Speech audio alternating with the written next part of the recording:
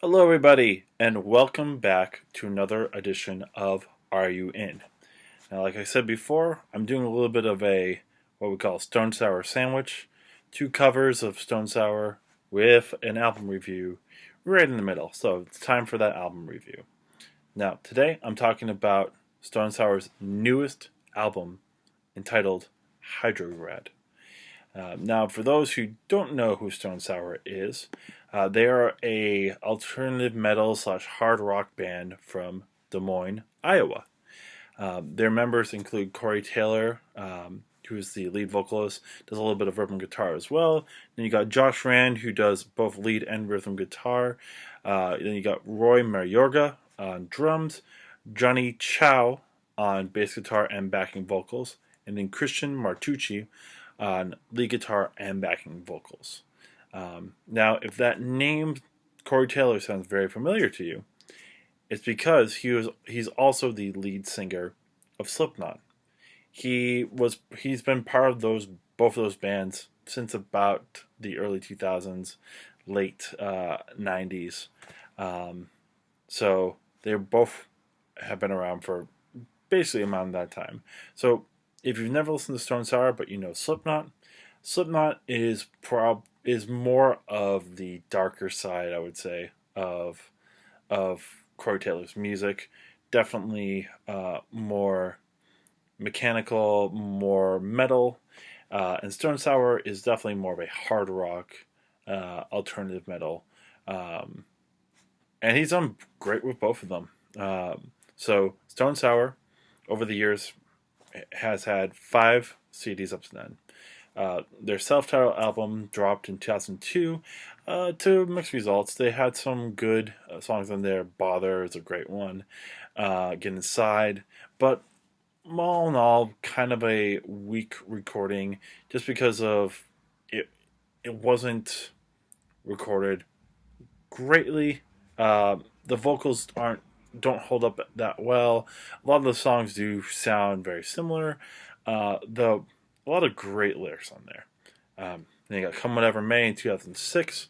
That's when they became much more popular with their songs "Through Glass," "Silly World," "Made of Scars." Just a lot of really good songs on there, and a much better CD uh, than their self-titled. Then you have "Audio Secrecy" in 2010. A lot of hits on there. Maybe not as popular as "Come Whatever May," but still a very good CD. And then 2012, you have "House of Golden Bones Part 1" and its counterpart, uh, 2013 of "House of Golden Bones Part 2." So that dropped in 2013. Um, Overall, I didn't really know about this band until Audio Secrecy. I mean, I had heard of Through Glass, so I could not put the song to the band. It wasn't until my freshman year of college when my roommate at the time was listening to a lot of hard rock and metal, and he would have Audio Secrecy on, and I really liked it, and I had no idea who this band was, and he told me about it, and I started looking into them, and that's when I got hooked. I personally always really liked the the lyrics of Corey Taylor. I think he's a great lyricist, but I wasn't always impressed with the music behind it. Um, it was great. It was just like I wish that there was a little bit more to it, more of a thematic, more of something that Corey Taylor could like put his all of his great lyrics to and make a world. And that's what happened with House and Golden Bones 1 and 2. He finally had a world to build around, this concept of someone being in their own mind and like fighting between who they are and their past and who they want to be. And a lot of these colorful characters, um, and the lyrics stand out very well, but also because the music is able to shape this world, and he has these this open range of what he wanted to create, rather than being stuck with a couple different ideas that don't just flow together. Um, so love those two CDs. Personally, love part one more than part two, though they complement each other very well. So when this CD dropped into this particular new one dropped, I was hesitant, but also looking forward to it because of what they did with the previous two albums. So before we go over what I think about this album in the whole, let me take you through the song track list. So, first song we have is YSIF. It's about a 2 minute song, um, just an intro song leading into the next song. The cool things about it are it's in 9/4 at the beginning, which is cool to me because Stone Sour doesn't usually play around with weird time signatures. And then at the end, if you play the message in reverse, um, you get "and further, you suck in full," which is where the YSIF comes from. So all so far is pretty good start to the CD. Then you have Type A person, alla T. That if you again put the words together really quick, you get Type A personality. So I don't know if that's just a coincidence or a joke, but kind of funny. Um, it has great energy at the beginning, and just hits all the good notes. Great start to the CD. I really like the flat 2 chord in the uh, beginning riff. Um, Works very well. The message in this CD is kind of like a lot of the messages in this CD of just um, Corey Taylor looking at the new generation, the more of the instant gratification generation, whichever way you want to call it, the social media celebrity generation, all these different things, and basically being like my generation's better. I'm not going to personally go one way or another on this stance. Just saying what a lot of these songs are going to be about. Um, a very fun song, carefree song, and like I said, a great way to start the CD. Then you have Knievel Has Landed.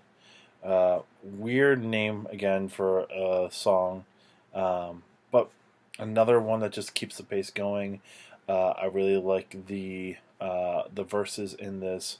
The pre-chorus reminds me of "The Last of the Real," which is a song of House and Golden Bones Part One. And other than that, just another fun song, talking more about like risking um, things to be yourself rather than to be somebody else, uh, which was a pretty cool lyrical idea. All in all, just a solid song. Then you got Hydrograd, the self-titled song on the album, which starts all right, but to me, it kind of fails at the end. So the two things that stand out to me in terms of why this song doesn't really work, um, the harmonies just don't blend very well. I don't know if it's because of the way that they record or just something with the voice, but just there's something that's very grating about it. And then the second thing is at the end of the third verse, um, the lyrics themselves get a little bit like third gradish, like writing poetry. Like, oh, I'm learning that I can rhyme words like for the first time, and it's like Jack Stack, all these things, very just weird rhyming that doesn't really make sense. Um, so it is an all right song. Just it gets kind of weird at the end, and then you have song number three, which um, is one of the first singles on the album. It's very poppy. It's it's weirdly poppy for a band like this because they don't usually tend to go like none of their singles usually tend to go this way. You definitely hear a progression of six minor, four major, one major, five major, in the chorus, which is a very very poppy um, progression. So it's weird to hear that on a CD like this. Um, Also, the lyrics are kind of cheesy. It is about love and what you would do for love and how far you would go for somebody. Um, and, it's an alright message. And to Corey Taylor's credit, there's a lot of good lyrics in there. So, not going to diss his lyrics. It's definitely a single. Those songs that were made to be on the airwaves. So it is what it is. Then you have Fabulous, and Fabulous was the actual first single on the album. And honestly, when I first heard this song, I was worried about the CD because I didn't like this single. I thought a lot of the lyrics were cheesy. Um, I think the bridge is very weird and very out of place for someone with Corey Taylor's ability to just sit there and just quote different songs. So that it starts. It's been a long time since I rock and rolled. It's only rock and roll, but I like it, and it just feels out of place. And I was like, oh God, like where is this coming from? Um, so it's a fun song. Again, it's another one calling out um, the social media generation. Um, but like just the lyrics are very cheesy and tongue in cheek, which can be good, but it, this and song number three aren't strong singles. Definitely some of the weakest singles that they've ever put out. Um, so you have the Witness Trees, which is song number seven. Um, Interesting song, just a weird, fascinating song. An interesting message about not wanting what you have, but can't have what you want. Um, and I think the line itself in the chorus is I don't feel anything that's under my control, uh, and I can't feel anything that's out of my control, or something like that. A little bit of a mix of the two, and I think that works very well. Um, I don't understand where the name of the song comes from, uh, but it's an interesting, weird song that you just got to hear to understand. Now we're on to song 8 of the CD, which is Roses Red, Violet Blue. The song is Dumb and So Am I. And it is a pretty dumb song in general. Um, it starts off awesome.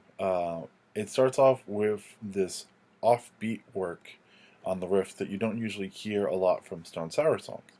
Um, Gives it a little bit of a like ska feel without like the fast pacedness of it.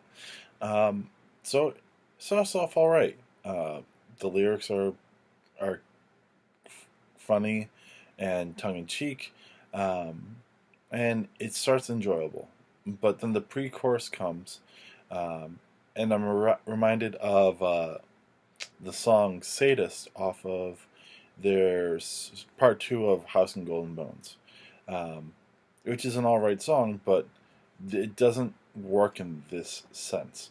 Um, and then the chorus comes, and it just destroys everything. It just feels a completely different song when that chorus comes in because it is a completely different feel, and it just doesn't work with uh, the beginning part. Um, All right song, just another wasted potential song. Uh, then we go to Thank God Is Over, and I kind of wish that this was the last song on the album, uh, just as a tongue in cheek thing. Uh, gets the song CD's already wearing on me a little bit. So, anyways, um, this song continues the theme of just bashing the social media generation, uh, and it's an all right song. Nothing great, nothing bad. It's just he's already had better songs on the CD with that same theme.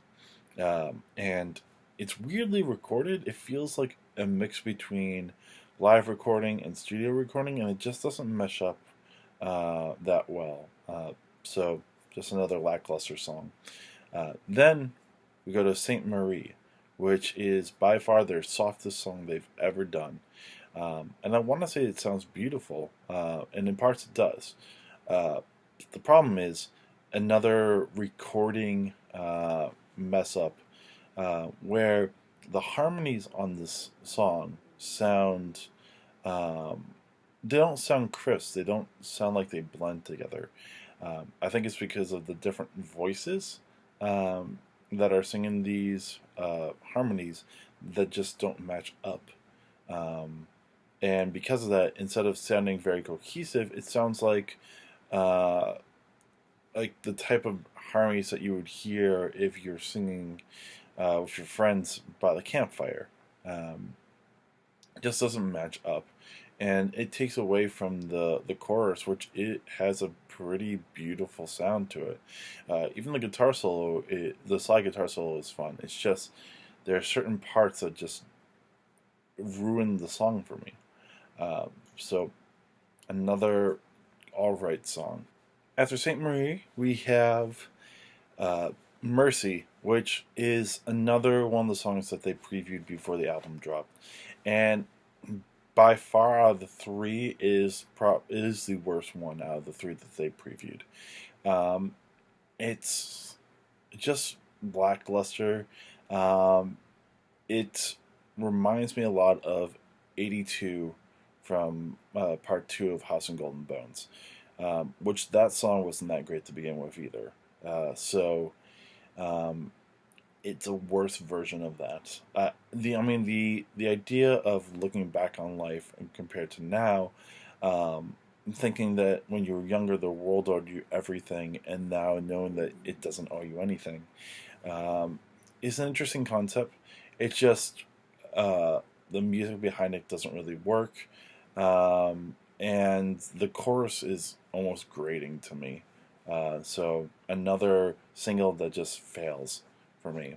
Then we have Whiplash Pants. And Whiplash Pants is a lot of fun.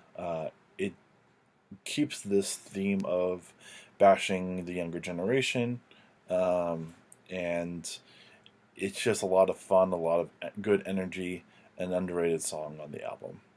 Um, then we go to Friday Nights, which is the most interesting song on the album to me.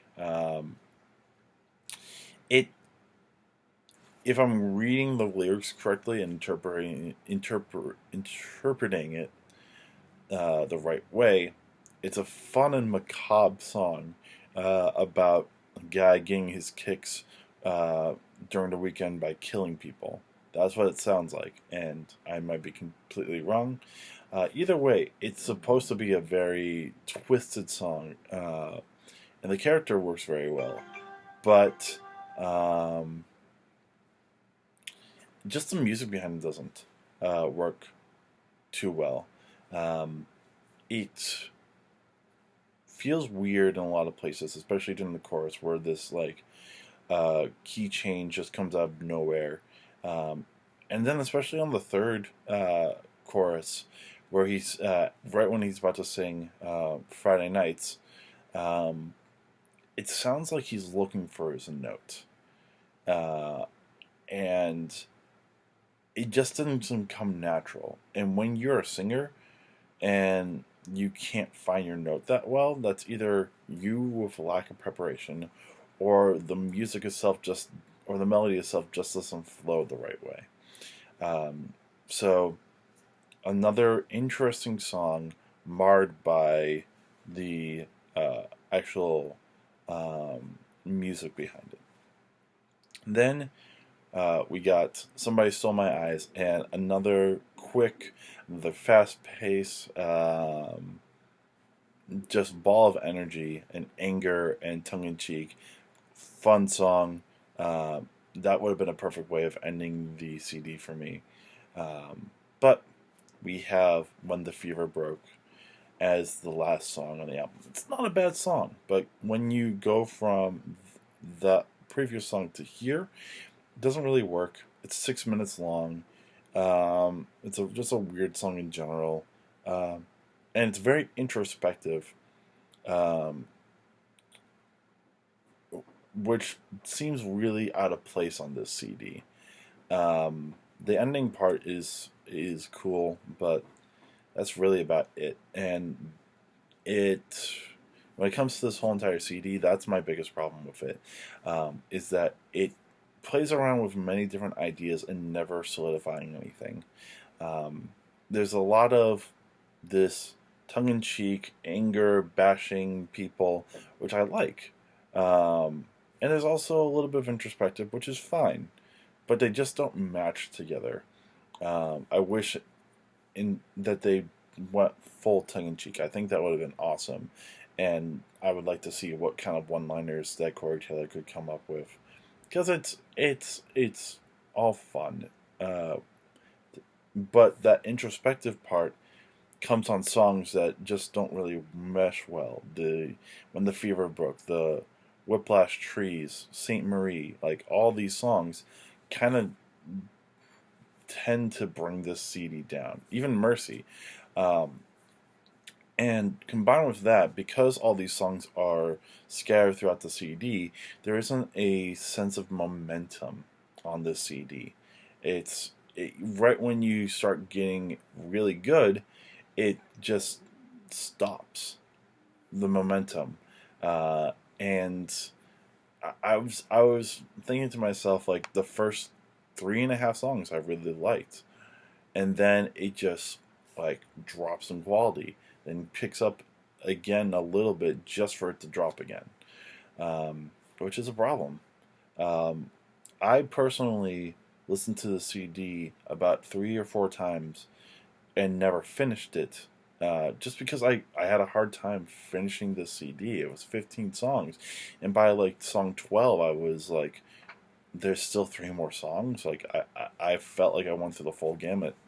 Um, but I finally listened to it all. And I honestly don't think I'll listen to the CD in whole very soon. I think I'll just pick particular songs. Um, because I don't think I should necessarily spend my time listening to all of it when I know there are certain songs that I'm just not going to like. Um, so I commend them for experimenting. I will say that they experimented a lot. There's a lot of songs on here that sound different from what they've put out before. So I commend them for that, especially because they put out an awesome 2-part CD not too long ago. They have the right to be able to experiment. It just didn't work.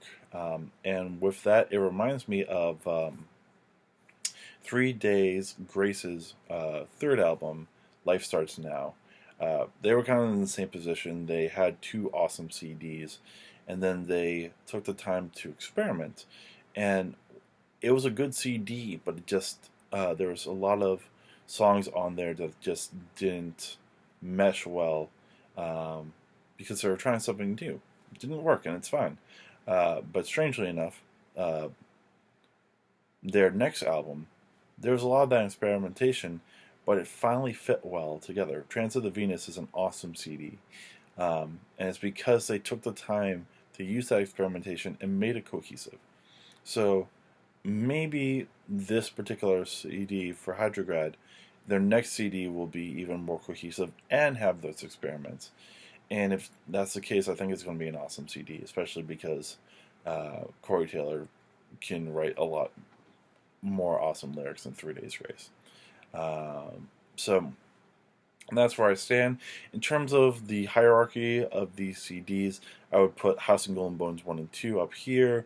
Audio Secrecy and Come Whatever May kind of in the same level, because I love Audio Secrecy. It's near and dear to my heart, even though there are some okay songs on it. And Come Whatever May is just a very strong CD. And then we have Stone Sour self-titled album and Hydrograd here. Probably put Stone Sour above that because they had better singles. This CD has the worst singles um, that they've ever produced, I would say. So, in terms of recommending, it's hard for me to recommend it to hard rock fans. I would say give it a try if you want. There are some good songs on there. Just like if you don't want to listen to it, I understand that. For Stone Sour fans, take a listen. I might be wrong. I might have different tastes than you, so you might like it. I personally don't like it as much. To me, it's a very disappointing CD. Um, to everybody else, you probably won't want to listen to it. So you'll probably hear song 3 all the time on the radio because it does have that pop appeal to it. But other than that, pick and choose songs if you want. Personally, I would say listen to Taipei Personality, listen to Knievel Has Landed, listen to Somebody Stole My Eyes, Whiplash Pants, even Fabulous. Fabulous is a little bit fun. Just you're not going to want to listen to the whole entire CD. So that's my review. As always, if you like this, you can like, comment, subscribe, share it with your friends. Let me know what you want to hear for a next cover or next album review. As you can see, day right now, I actually had to record this 2 or 3 different times because my capture was freezing halfway through. So I'm finally finishing this up. Means unfortunately this is going on a Wednesday. That doesn't mean I'm changing my schedule.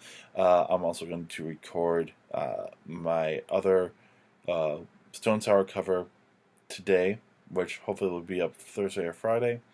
And then this weekend I'm going to put out another album review. I'm hoping it's going to be Queens of the Stone Age because I have a lot to say on that new album that dropped last week. So it's right now. I'm going to link you to my channel, my other Are You Ins, the playlist of this CD, and the music video for Fabulous. Because even though I don't like the song that much, it is a funny music video. So that's it for now. I will see you tomorrow or Friday for another cover video. Peace.